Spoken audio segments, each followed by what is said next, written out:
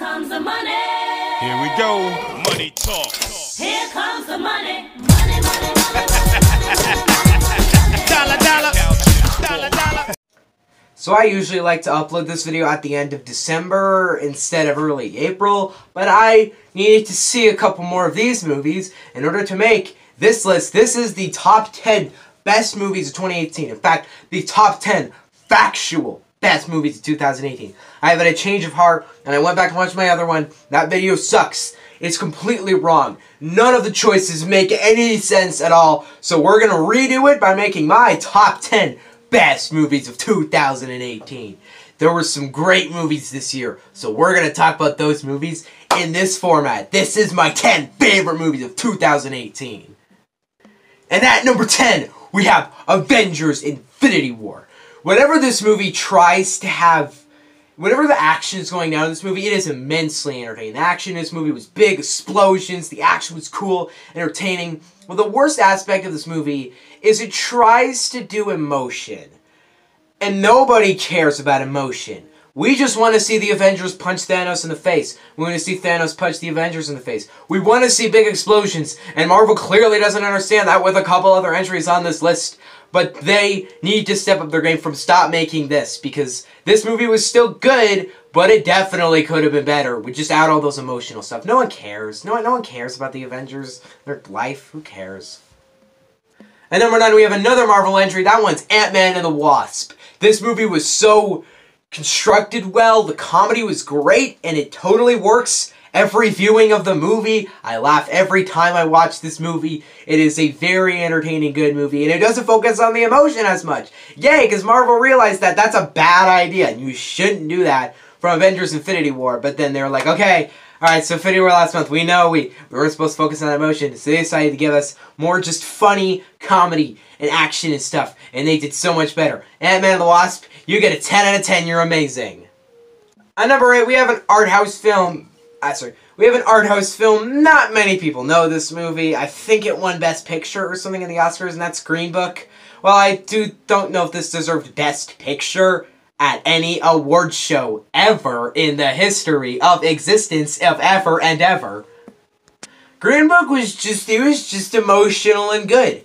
I thought the main thing about this movie is that when there's characters talking, I don't care about emotion, but the racial messages, yes, America is racist right now, we're in a horrible position, racism is at its worst, totally not as bad as the 1860s when black people were literally being murdered and tortured into slavery. No, this is the worst racist time ever. And Green Book realizes that and delivers a movie that totally gives themes that we've never seen before. It's totally original, creative, it's totally not a predictable movie. The movie totally works. And I loved it. And number 7, we have The Incredibles 2. Like I said, no one cares about emotion in movies, but definitely in this movie, they definitely hit it home. They didn't try emotion at all. They just went for pure fun action, and it works. The movie is absolutely fun and entertaining in its action and its characters. It's a fun, good animated movie. Go take the kids to this movie. I'd rate this one 10 out of 10. It's amazing. The Screenslaver was a fantastic villain. They were creepy. They were giving a good message of our society that we use screens too much and we should stop using screens so dearly much. This movie was freaking amazing. It was amazing and I loved it.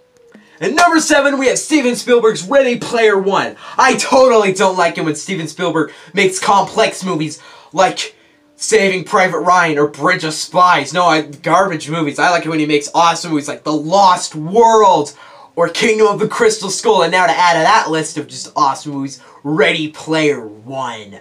This movie was my thing. I'm a huge nerd. Look at the back. I'm a huge nerd, and it was just throwing references at me. Just look at all these references. I was mind blown. It was entertaining and cool. I loved the action. The characters were very investing. The CGI was amazing. It looked real. The Oasis needs to happen right now. I need it. Ready Player One is the best Steven Spielberg movie ever made. And Jurassic Park is really overrated. It is really, really overrated. At number 5, we have a movie that hit home the emotion. I said I don't dig emotion all the time, but sometimes they work, and that is I Can Only Imagine. Mercy Me is one of the greatest bands ever. They're totally relevant. Everyone who knows who they are. Yeah, if I told someone, you know that one song, I Can Only Imagine, and they'd be like, oh yeah, that song's the best. That's what all my friends listen to. This is a movie that was powerful, emotional.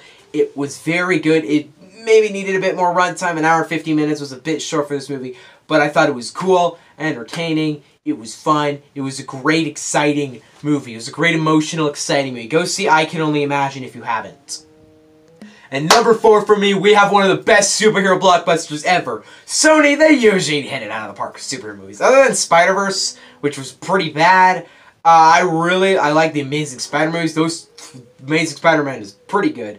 Amazing Spider-Man 2 is phenomenal filmmaking. And Venom is the coolest movie I saw all year. The CGI, the characters. Tom Hardy brought the performance of the year. He was so good in this movie. He gave emotion, excitement. The action was amazing in this movie. The special effects were good. The comedy was hysterical. And I just loved this movie. It was a great Venom movie. Venom is amazing and awesome. This movie totally got snubbed for Best Picture. But at number 3, the DCEU, I think are pretty good. I think they're far better than the Marvel Cinematic Universe or whatever. I think the DCU have been doing great, and Aquaman's the best movie they've ever made. This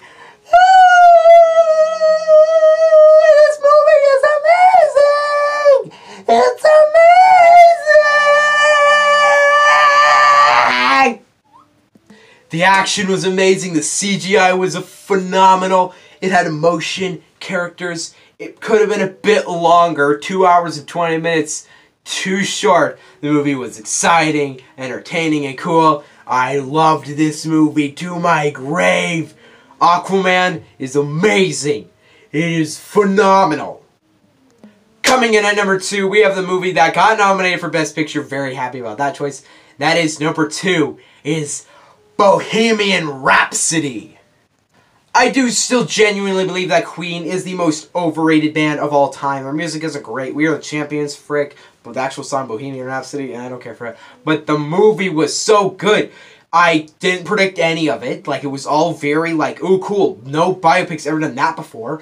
It was interesting, creative. The music, I'm not a fan of Queen, so the music didn't really work for me when that was there. But everything else, I forget about that, because everything else was amazing. It was so original and creative. And it was amazing and original and super creative.